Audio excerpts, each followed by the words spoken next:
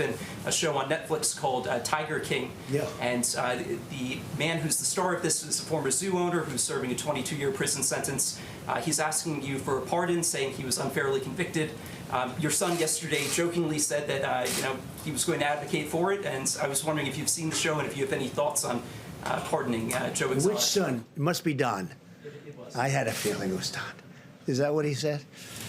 I don't know. I know nothing about it. He has 22 years for what? What did he do? He allegedly hired someone to murder an animal rights activist, but he said that he didn't do that, and he was. Do you think he didn't do it? Are you on his side? Well, I'm a reporter. Are you recommending a pardon? No, I'm not advocating anything. As a reporter, you're not allowed to do that. You'd be criticized by these. Would you recommend a pardon? I'm not weighing in on TigerKing. I don't think you would. I don't think you would. Go ahead. You have a question? I do like Joe Exotic. I'll take a look. Is that Joe Exotic? That's Joe Exotic. Good afternoon and welcome to Law and Crime Report. If you are like so many other people, you probably binge watch TigerKing, and so you know exactly the topic that the president was asked there.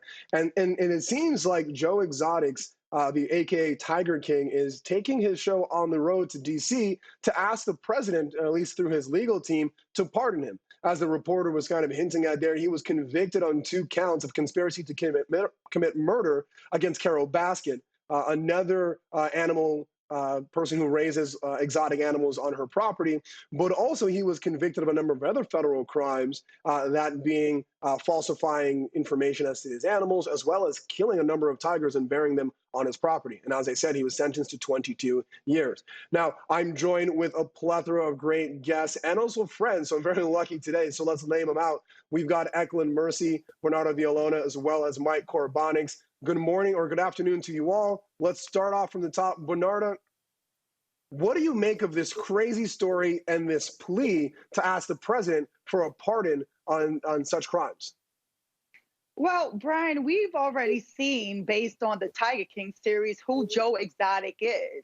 I mean, who knows what's going to happen, but how it's supposed to take place is that Joe Exotic, he's supposed to submit his application to the Department of Justice, to the Office of the Pardon Attorney. The pardon attorney is then supposed to conduct an investigation as to whether Joe Exotic is worthy of getting a pardon in this case. Then that office submits a recommendation to the president, who can either go with the recommendation of the Office of the Pardon Attorney or go against it. But either way, if it does happen, it doesn't vacate the conviction at all. All it does is that is the forgiveness of the crime that he committed. So he still has that conviction and he gets some of his civil rights back. Like, for example, he can register to get a firearm, which is crazy in this case, and he gets his voting rights back.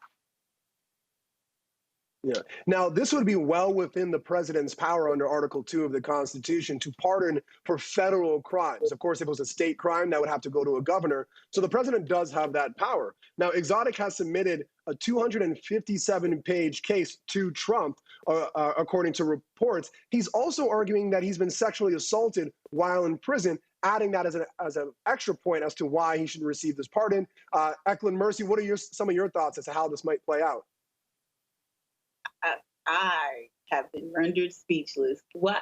Why, sir? Why are we here? Why is this even a thing? I don't understand. Now, with regards to his allegations of sexual misconduct, that is through the prison. You write a grievance through the prison. I don't think it negates. If that was the case, then there are a lot of my clients, or a lot of my former clients, a lot of people in the prison would then get pardons if a pardon would be based on getting sexually assaulted in prison. Unfortunately, through watching Oz, that people get sexually assaulted, and I've never seen it be the basis of a presidential pardon. Yeah, no, and it's I'm speechless. I don't know. I don't even know why we're here with this one. This is ridiculous. I hope he makes another music video about this, though. I'm not even going to lie. I hope he makes a music video about this situation right here. Oh, I would definitely be there for the release of that video. Mike Koribanics, put your 2 cents on this one. I mean, he's talking about a lot of harm that happened to him. He said he was beaten up and tied up in a chair, and then actually the skin was beginning beginning to come off of his wrist and actually apologizes to the president for his shaky handwriting and ask him to be his hero. I mean, I agree. I mean, Ecleynne has kind of talked about the absurdity of this. Bernarda has really outlined the proper procedures for this. But this is a day and age where, like I've said before, Kanye West is going to run for president and Kim Kardashian is getting people off of death row. Maybe this is just another avenue to getting your federal cases pardoned. I don't know. Maybe this cat has 9 lives and he's looking to use one up this time. I couldn't tell you, Brian. Yeah. Well, let's switch gears ever so slightly and talk about R. Kelly, another individual who's attempting to get his status changed. Now, he's been in jail for quite some time, almost about a year now, and on a 6th attempt to get him released or have the bail lowered to an amount that he can pay, his defense attorney is making some pretty interesting arguments. Ecleynne, Mercy, let's start with you. Again, we're talking about a situation that might affect many of our clients in general. One of the arguments that seems to be interesting is he's saying, as a defense attorney is saying, based on the fact that he cannot read and or write, sending him court files in a way that we do with thousands upon thousands, if not millions of clients who are incarcerated so they can evaluate their case is really hindering their ability to participate in a defense with him. And because of that and COVID, they're asking for his release. What do you make of that argument? Well, the only thing is that he has many cases in many places. So that's going to be that's going to be a factor. And I have to say this, just because you can file for bond, in Georgia, you can file for bond every 90 days, even if you're denied. Just because you could doesn't mean you should. I think that is like a little mini trial every time the defense attorney brings a motion for bond, because every time he brings it up, the prosecution has a right to refute that information on why he should not bond out.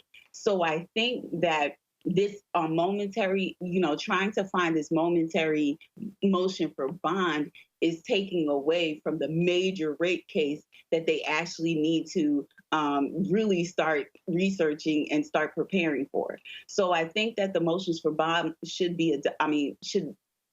stop at this point. It's been 6 times. You haven't gotten it. Let's just focus on trial. That's what I think the defense attorney should do. Yeah. I understand the argument of he can't read, but we have a lot. The judge has not been moved by that argument since the first time. So I don't think it's going to change this time. Absolutely. Or the next. Yeah. Now they also added another point as well, that he being R. Kelly was assaulted by a convicted gang member, Jeremiah Shane Farmer, while incarcerated. But let's go back just a bit to September 17th, when there was the last bail hearing was denied. Should the federal court modify those orders, I fully expect that he will be put on some kind of house arrest, electronic monitoring, GPS, or something like that, which also means that he's not a flight risk. He doesn't have a passport. He's not a danger to others. There's nothing in these other indictments or in these other allegations to show that he that he's a danger to others. All of the allegations predate these charges, predate the bringing of these charges by years and decades. I would point out also, Judge, that when the state added charges before Your Honor, they didn't ask that the bond be increased. The fact is that Mr. Kelly has never missed a court date, never missed one on this case, never missed one on the prior case that he had, voluntarily turned himself in originally on these charges, voluntarily came to court when the charges were upgraded against him. And there's simply no legal basis to increase the bond in this case. I would just say that a lot of what counsel just said is based on speculation about what could happen if his bond were changed in one of the other courts. And so it's a lot of speculation. I would also point out that part of his charges here in the Northern District of Illinois include the fact that the defendant is accused of having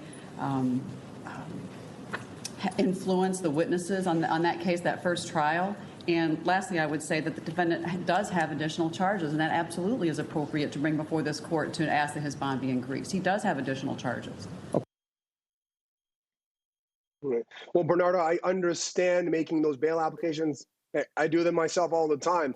And I get it. You've got to shoot your shot. But this is an uphill battle, to say the least. I mean, you look at the facts of the case and the allegations and the resources and everything we know about whether or not bond or bail should be set. This seems like a pretty impossible battle for R. Kelly and his defense attorneys. What do you make of that, the arguments they're putting forward?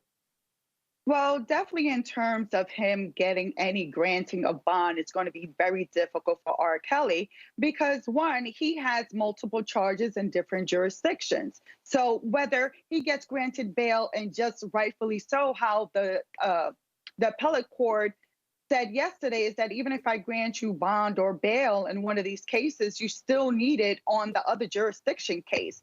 And also take into account that his argument about not being able to read and write or access to counsel, granted, everyone has a Sixth Amendment right to the assistance of counsel. But already the federal prisons here in New York, MDC and MCC, they have already opened up visitation for attorneys to come in and to talk to their clients. All that is required is an appointment. You make an appointment 72 hours prior to the date that you would like to come in and meet with your client. And if you need to show a laptop, have a laptop available, then you submit a request for that. So with the opening of visitation again, that knocks out the argument, the strongest argument that defense counsel had in terms of granting bail or bond for Robert Kelly.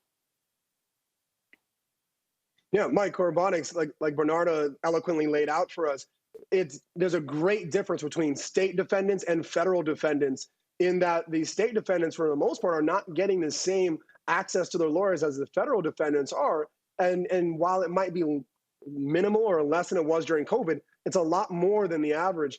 Mike Koribanics, do you think that there is some sort of elaborate package that a defense attorney could put together, $20 million bond, ankle monitoring, we'll keep a live feed in R. Kelly's house, the court can look at it 24/7. Do you think there's some sort of package deal that a defense attorney could present to a court to have some resemblance of bail in this case, or do you think it's a lost cause? I agree with Ecleynne on this. I think it's a lost cause. I think it's when we go to trial, for lack of a better term, you're preparing for a war. All the things, ultimately your client will be decided at the trial. But every procedure, every little battle, you need to pick very, very carefully, because you have a judge who's going to overhear the trial. And every time you come through with a frivolous motion or a motion that doesn't really have any legs to stand on, you're hurting your credibility as the attorney as well as your clients for when serious, important matters come up. And every time you bring this motion, what the government is doing is reminding the court about how he interfered allegedly with witnesses. And that is one of the most strong elements to rely upon to keep someone incarcerated, is a danger to potential witnesses in the case. And every time this comes up, that comes up about his past history. And I don't think it helps the defendant. Yeah, I mean, valid points from all three of you. I would probably not want to be R. Kelly's lawyer listening to your input because it's spot on. Thank you, Mike. Thank you, Bernarda. Thank you, Ecleynne. We're going to take a quick break and come back with more. We're talking about presidential pardons in the Philippines, as well as a Star Trek actress who is allegedly a victim in a crime. More after this break.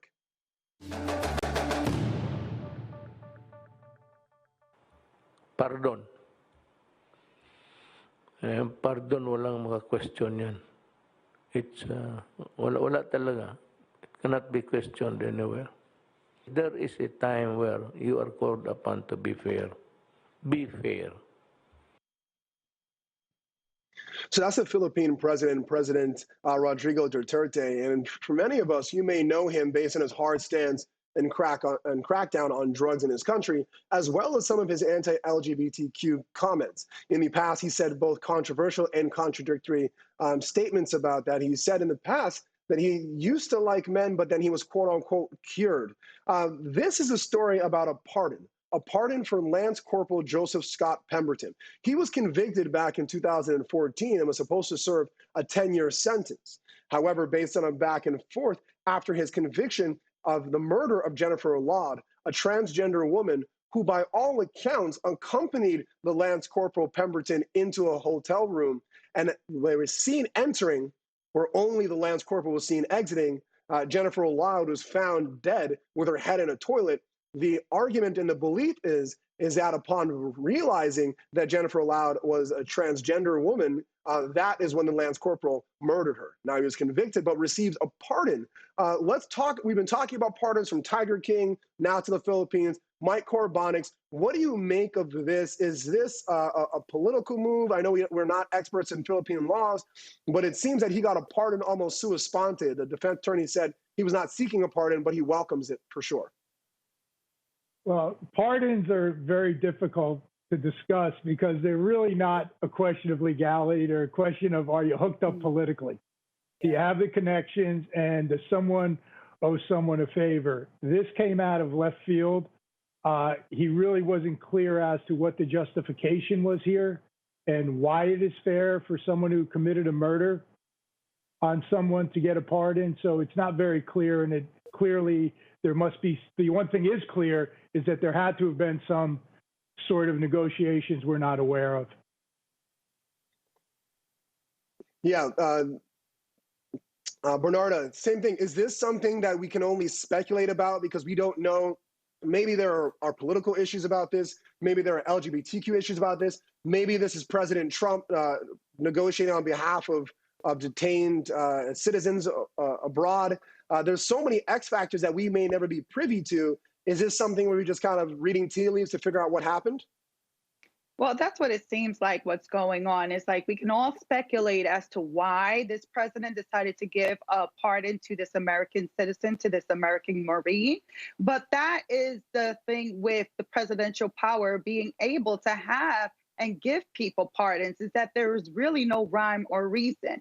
I mean, usually for the granting of a pardon, there has to be acceptance of responsibility by the person that's being pardoned. They have to accept that what they did was wrong and admit that they did what they are charged and convicted of doing. And also, too, showing that there has been good behavior by the person in order to be forgiven for the crime that they have been convicted of. So we will never know what the reasons were because the president does not have to state his reasons for granting of a pardon. All we know is that the president granted a pardon. Yeah, Ecleynne, same thing. I guess we can only guess, but I know many people are looking at this president's track record of saying things like, quote, I became a man again, so beautiful women cured me, unquote. I hated handsome men, and afterwards I prefer beautiful women. It seems like this could be just as much a political issue as it is a personal issue for the president of the Philippines in his belief, or at least in the treatment of LGBTQ people or others as he sees them. Or am I reading too much into this? No, you're fine. The issue is first and foremost, trans lives should be protected. Just because you are trans, it doesn't mean a death sentence. That's number one. This crime was particularly heinous as she was drowned in the toilet. That means he literally treated her like crap. That is what happened. And to have the president of your country pardon him in the most closeted gay move I've actually seen on national television is stunning. And then you have the fact that, again, when he pardons this person after doing such a heinous crime, what kind of message is that sending to the citizens of the Philippines? What type of message is that sending to the world? Hey, you can come over here and treat our people any type of way. It doesn't matter because, I cured myself of the gayness. Like, it makes no sense. I think he should tread lightly. I think it's really abysmal to how trans people feel in that country. Just to have your own president come out of the woodworks and provide unsolicited pardons, it just shows to where he's at. But it clearly, I'm not a therapist, I'm not a psychologist, screams closeted gay man. That's just all it is for me. Yeah. And of course, it being a foreign case in many ways, because it happened in the Philippines, there's one part of it to say that, okay, an American's coming home, but also under these circumstances, I don't think it's one that we should all take lightly. I mean, if this happened on U.S. soil, a Lance Corporal drowned a transgender woman in a toilet after finding out that she was trans. That would be something that would warrant, depending on the state, the death penalty, if not life in prison without the possibility of parole. But that's how the Philippines ended up playing that one out. Let's switch gears and talk about Nichelle Nichols. Now, for many people, you may know her as a 1960s celebrity from Star Trek, where she had a reoccurring role. Now, at the age of 87, there are allegations of her being a victim in a very unique way to some, but maybe not to others, because many are reporting that she's suffering from dementia and found herself in a legal battle with her manager, Gilbert Bell. Now, it appears that Bell allegedly forced Nichols to give him what many are calling a sweetheart deal to live in his guest house, charging him about $300 a month for a building that can maybe go up to $3,500 in rent monthly. Now, the claim is that Nichols is just allowing this very good friend to allow him to stay there, but the allegations are that he is preying upon this woman's dementia and other symptoms that she may be suffering from. I mean, Mike Koribanics, feel free to allow me to rent out one of your rooms for $300 a month. I won't be mad at you for that. But what do you make of this story? I think it's complicated. I think it's very complicated, and it would be $250 a month for you, Brian, just because the entertainment value you bring.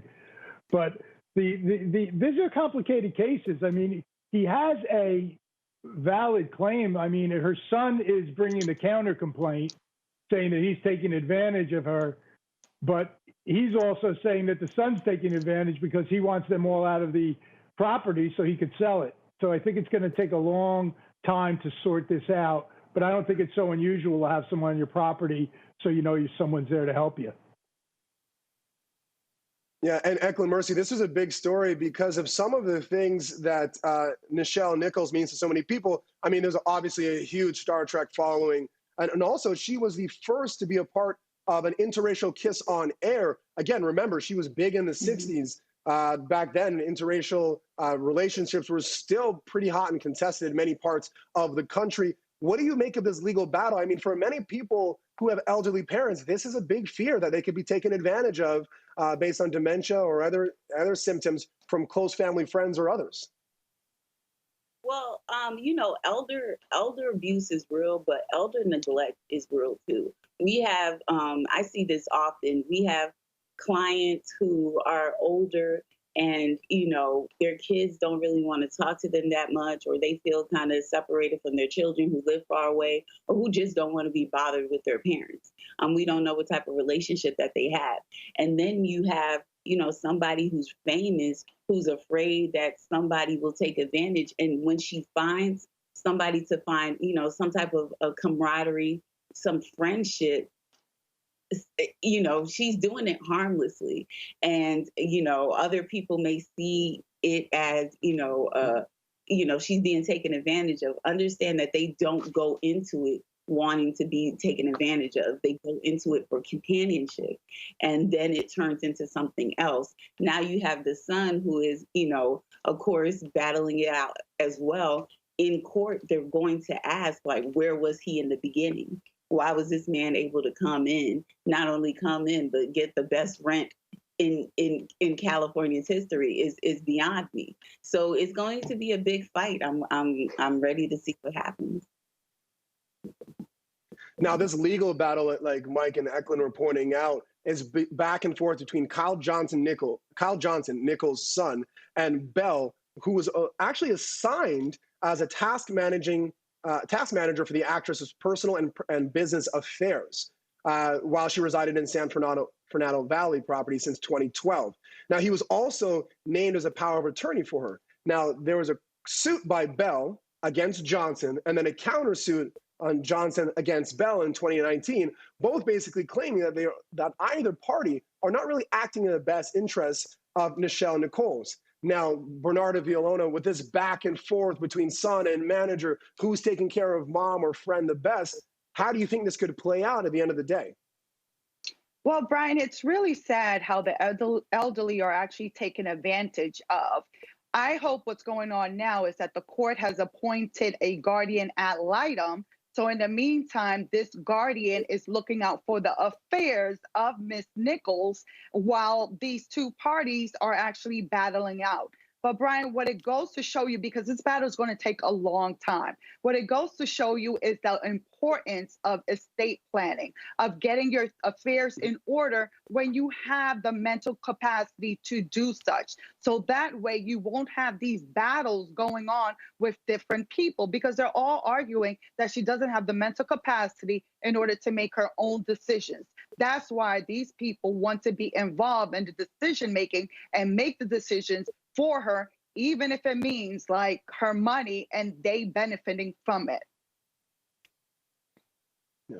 That, Bernarda, I definitely want to leave us with that thought before we go to break, but I want to add one more, that the family started a GoFund to help raise funds for the legal battle. But Bernarda, the one thing I want most people to take away from is what you said, is get your affairs in order before this happens. It's tragic to see a family torn apart like this, to see other people come in and try to take or give or however it may be.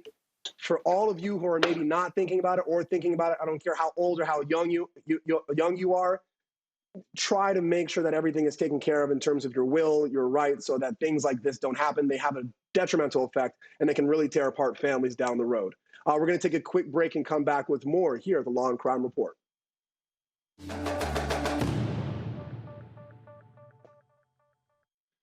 Welcome back. There were some big revelations in the Breonna Taylor case, specifically the release of photographs, both from the incident that occurred, that being the home of Breonna Taylor, where Kenneth Walker was staying overnight, her boyfriend.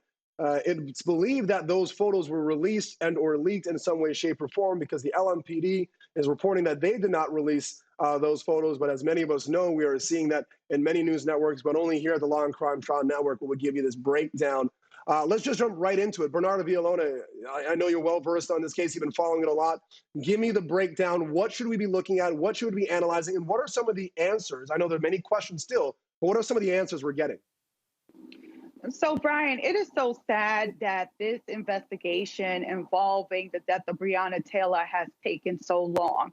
She was killed back in March. We are now in September. Still about 6 months since her killing, and we still have no answers. And you've seen the protests all around the country. And what's important about this case, and any case that involves a police killing, is that transparency is necessary for there to be any trust with the police.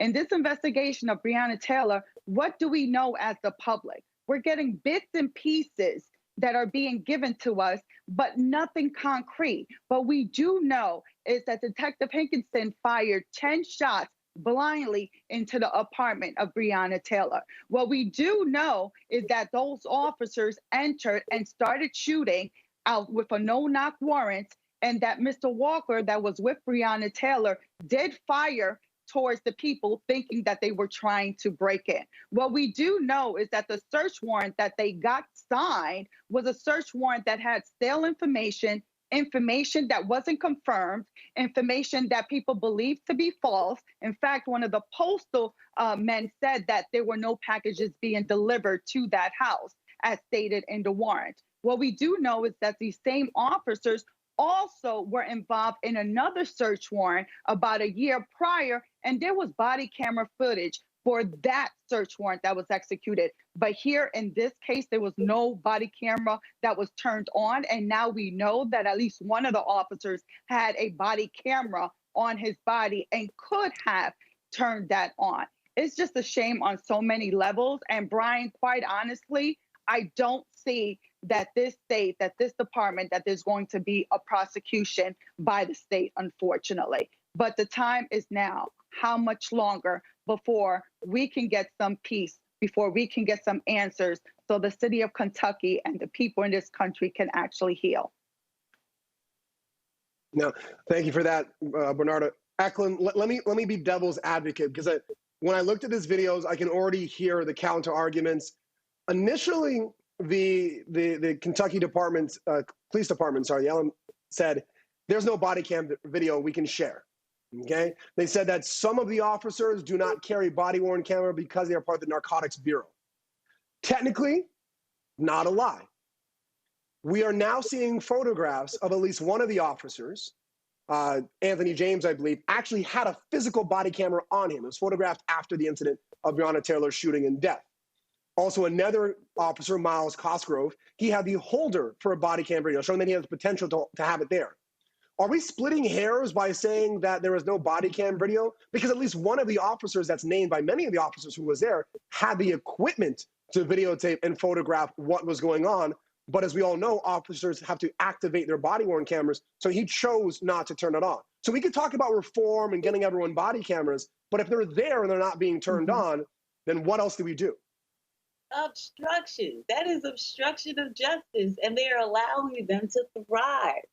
Police, the law enforcement is supposed to protect and serve, not destroy and then cover up. This is repugnant.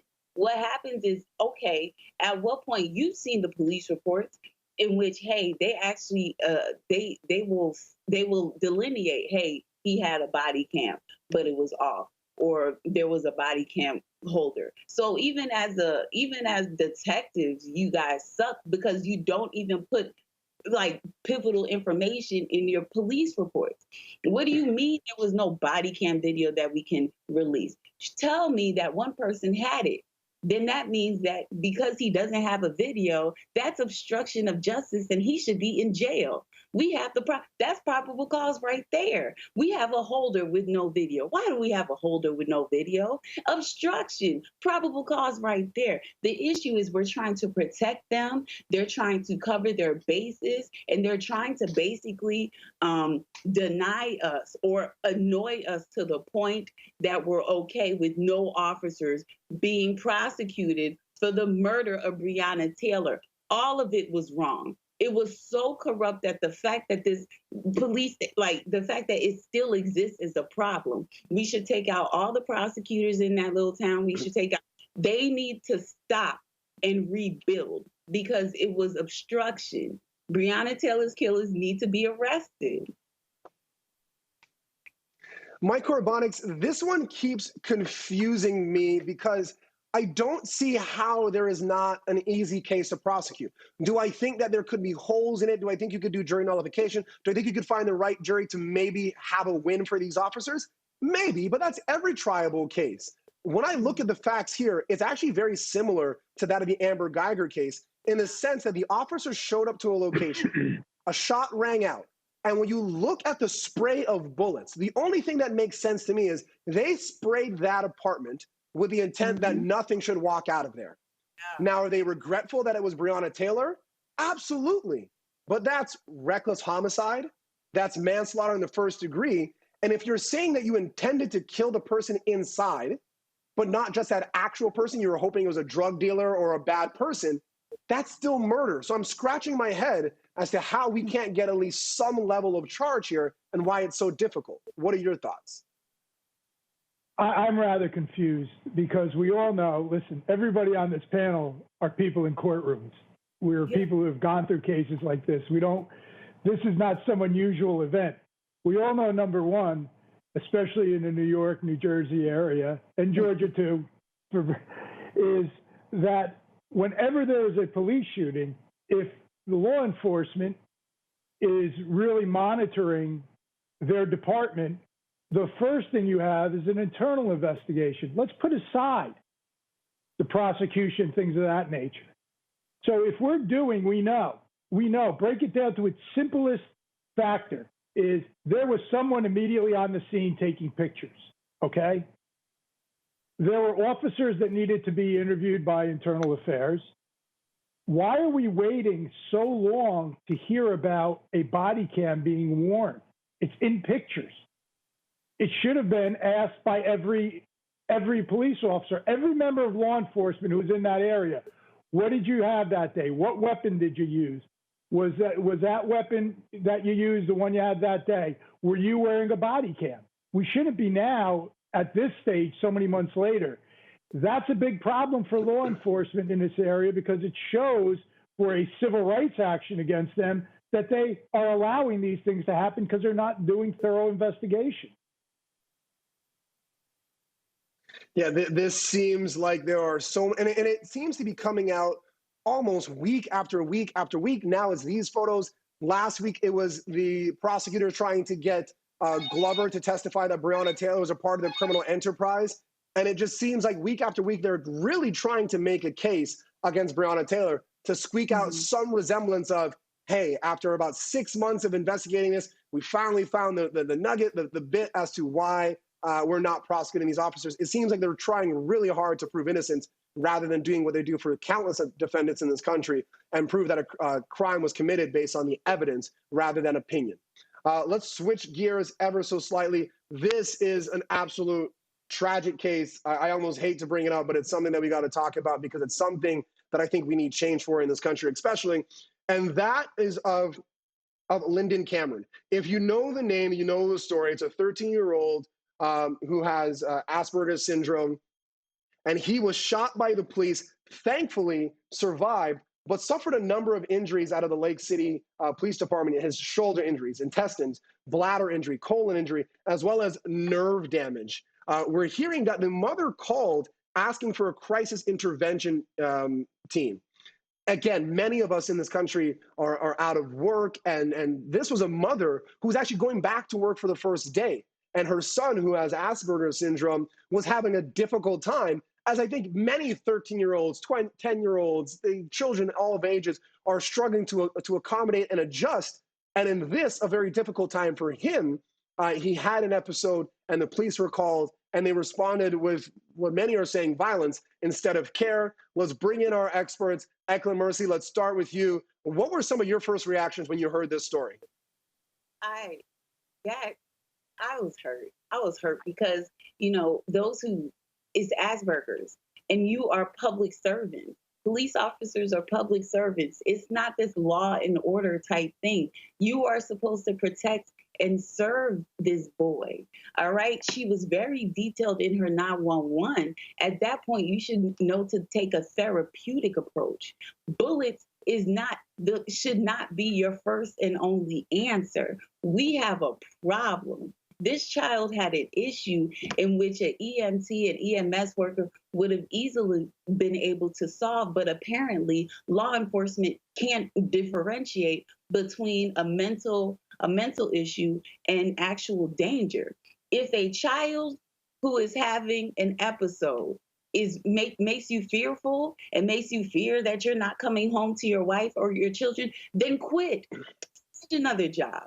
Find somewhere else that doesn't require this fear. But I cannot with other people pulling out guns, shooting children, and saying that they were fearful for their lives. Quit the job. Quit it. Now, we're still collecting a lot of information about this case, and Ecleynne and I would agree there has to be a certain level of temperament to do this job. I say that of judges, prosecutors, doctors, nurses, everyone. We do this job because of people in the military service. You do this job out of duty or out of service. If it's not something you can do, it's not for everyone. I especially say this to public defenders, being one myself. If this is not the job for you, step out of the way and let the rest of us do the job. We're still collecting a lot of information. It's still pretty new. Mike Koribanics, what were some of your first thoughts when you thought, actually, Mike, let's take a quick break. I actually want your opinion on something else when we come back from break, though. And we'll take a break and come back with more.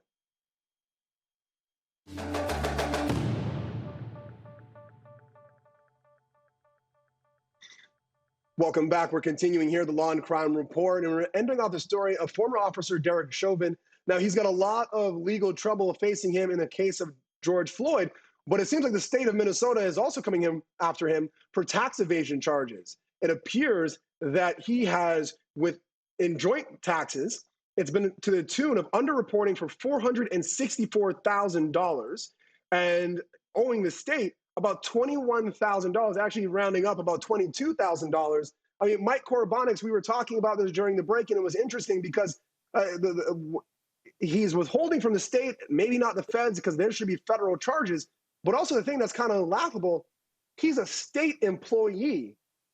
The way that officers get paid are through the state. So he's really taking away money from himself and his colleagues, as well as other people who serve the state of Minnesota. What are some of your thoughts?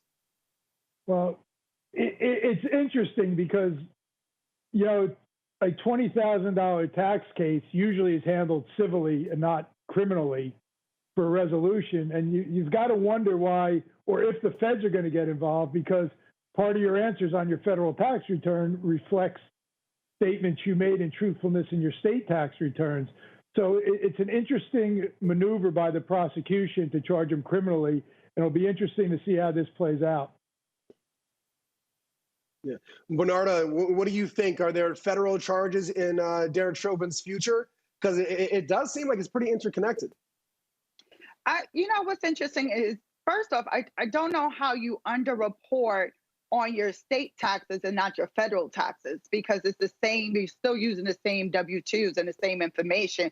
But I guess what's more concerning to me is, where did you get this almost $500,000 from? You work in law enforcement, you work for the state, so where is this money coming from that you are underreporting? Or maybe is that the reason that you're underreporting, because the money is funny? Yeah, I mean, they are joint taxes. It appears it's between both him and his ex-wife. Of course, his wife, Kelly Chauvin, filed for divorce days after George Floyd. They are charged with nine felony counts of aiding and abetting false or fraudulent tax returns, or failing for tax returns in general. And again, that divorce, maybe it helps her out. Maybe she's going to point the finger at Derek Chauvin. Ecleynne, Mercy, what are some of your thoughts as we hear this? And do you think this could have any impact on the George Floyd case? Yes, I do. Just because it's another criminal matter that goes to moral turpitude. But most importantly, why they won't go civil is because once you go civil, like in a case like this, who the defendant's already in custody, they can just file bankruptcy and state that, there's a criminal matter pending, and it would be stayed. So, you don't want to file civil. It's just a waste of paperwork at this point in time. So I think that they went for something that would stick, which would be the criminal charges.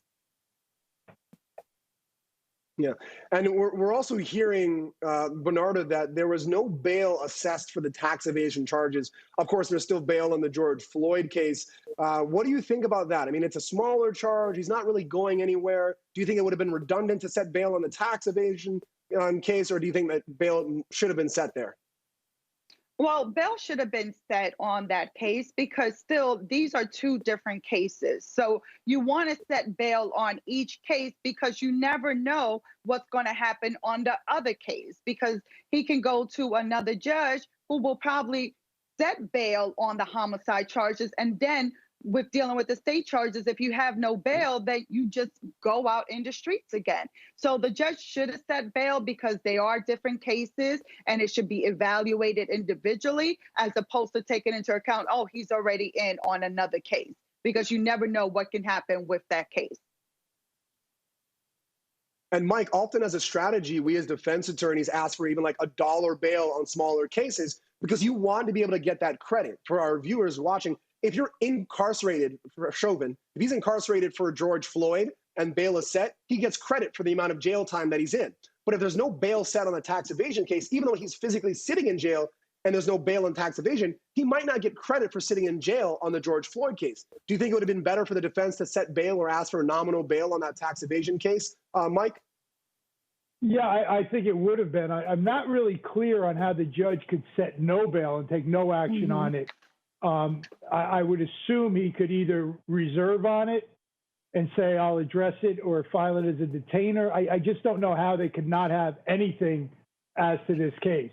That's a little confusing to me, because I was thinking the same thing you were, Brian, is I wouldn't even post anything. I would have the bail set so he could accumulate time and get credit day for day on while he's being held on those charges. Yeah, it's just a waste. If you're going to do the time, you want to get the credit for it.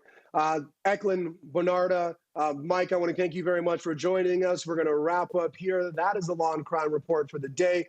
Make sure to stay tuned to your regularly scheduled program here at the Law and Crime Trial Network, and we will see you all tomorrow. As Bernarda said, I definitely want to bog down on the Nichols case. Make sure all your affairs are taken care of, especially for your loved ones. Be well, be safe. And I will see you all next week here at the Law and Crime Trial Network. But be here for tomorrow for a regular scheduled program.